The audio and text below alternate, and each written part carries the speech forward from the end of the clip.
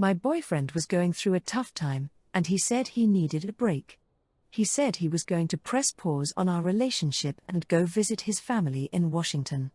I asked how you pause a relationship, because I don't understand how that works. He said he needed some time to work on himself and asked me to respect that.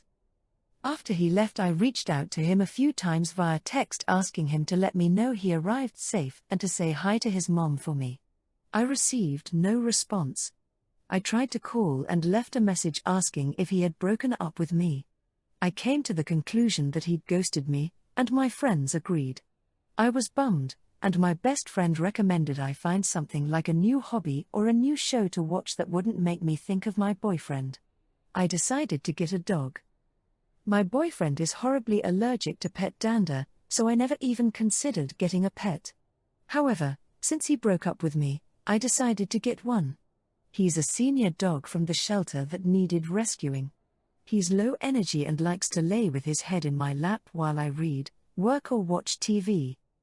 After 6 weeks away, my boyfriend texted me that he was back and coming over tomorrow, which was yesterday, so we could talk. I was shocked and texted him back asking what he was talking about. He said he was back and ready to unpause our relationship.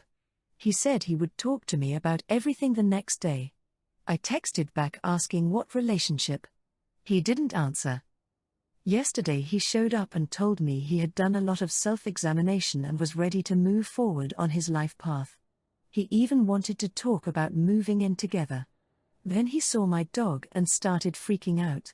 He asked me how I could get a dog when I know how sick he gets. I told him that since he broke up with me, I didn't think it mattered. He said he didn't break up with me. I said he ghosted me. He said he communicated with me telling me he was pressing pause and visiting family. I said not answering texts is ghosting. We argued in circles and then he said he had to leave because he was getting an allergic reaction, even though he was standing in the doorway, not inside. I feel like he broke up with me and it was okay that I got a dog. He says that he never did and therefore it's a horrible act of disregard to have gotten a dog. Which of us is right? My best friend said I should break up with him because he's a jerk. I don't think I should have to break up with someone that already broke up with me. If I break up with him, I'm basically agreeing with him that he didn't break up with me and therefore I was in a hole for getting the dog. Right? Comment 1, NTA. It's only a pause if both parties agree. A one-sided pause when the other is against it is in fact just a breakup. Comment 2.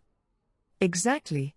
You can't just walk away, ignore someone for weeks, and expect them to wait around like nothing happened. That's not a pause, that's a vanishing act. Story 2, making my 14-year-old fend for himself? My son is 14. Up until the last several months I've done everything for him. Never made him lift a finger.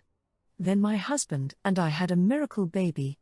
After I brought her home it became clear that I was not the spring chicken I once was and I was going to need some help. I started making my son do his own laundry.